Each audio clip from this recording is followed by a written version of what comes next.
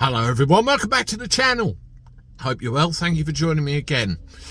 I ran a couple of polls, one on X, on my X account, and one on YouTube. And I posed what you would call a theoretical question. And one of the things I like to do with this channel is try and encourage debate, try and encourage you to think outside the box, if you will. And the question I asked, bear in mind all the political turmoil that we have in this country right now, if the government proposed voiding the Acts of Union, would you support it? Now, I put 1706, but it was actually 1706 and 1707. You can Google it and you can find out about it. And the answers I put down were yes, no, never heard of them, or leave some other comment. Now, the yeses varied depending on the platform. There was actually a larger amount of yeses on X than there was on YouTube. I don't know whether that's because people think differently or whatever it happens to be. But one thing that stuck out to me very much was people hadn't actually heard of the Acts of Union. There was actually quite a large percentage. If you have a look at the YouTube results here, there was just over 4,000 results as of time of recording had not heard of the Acts of Union. And if you look at the Twitter results, similarly, there was quite a large number, although a smaller sample, had not heard of the Acts of Union. And I wonder, does that influence your decision, your feelings on how you voted? Would it have made any difference? Now, if you look before 1706, we had our countries. We had England, we had Scotland, we had Wales on this particular part of our isles, and we were all individual, separate countries, although there was some level of cooperation between them. Parliament was very, very much light touch. Never got involved unless it was something that had an effect on the whole, and each individual area, each individual shire was responsible for itself. And you had locally elected people locally dealing with local issues which concern people that lived in the individual places.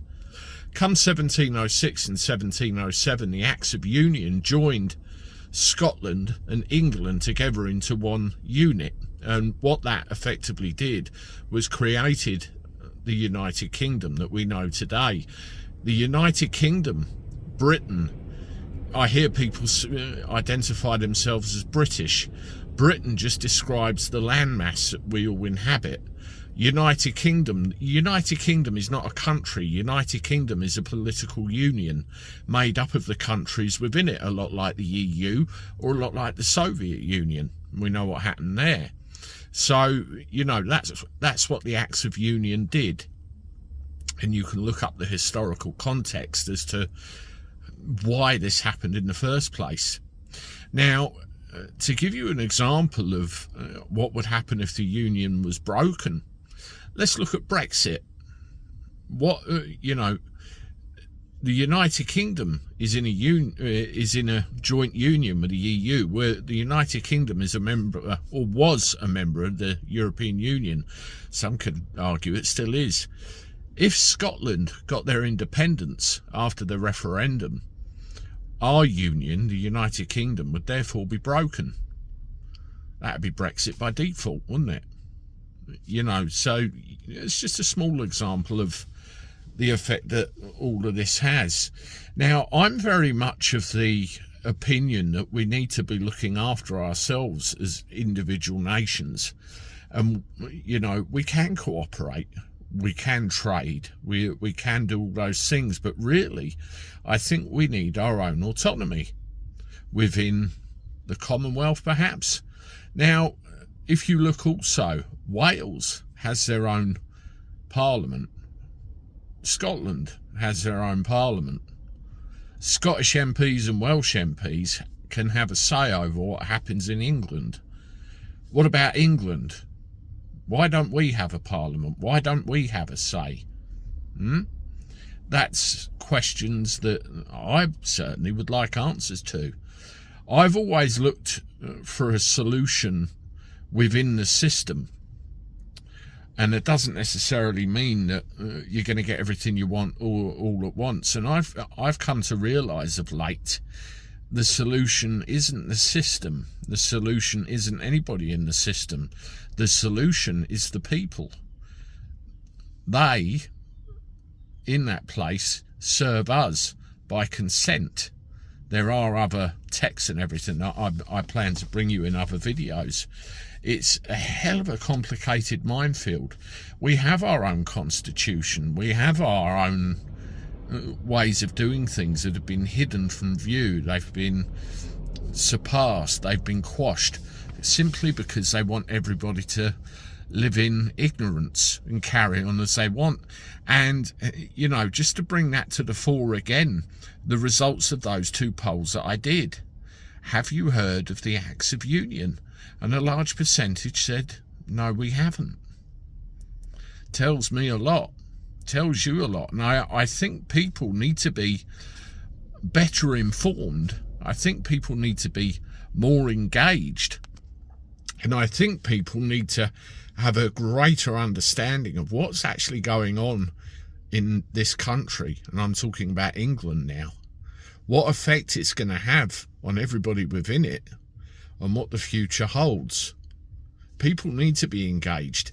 The British Parliament grind people into the dust with over-regulation, too much interference, and not doing what they're supposed to be doing, representing us. And then what happens? We get a situation where we're fed up. We think, well, what's the point? Why are we doing this? Why should we bother voting? And then they get to do whatever they want, however they want, and it affects all of our lives. That's all of our lives. It needs to stop. Now, finally, I'll leave you with something. If you have a look at the Runcorn by-election, there's a lot of fuss being made about the mainstream Labour Conservative reform. At the end of the day, they are mainstream.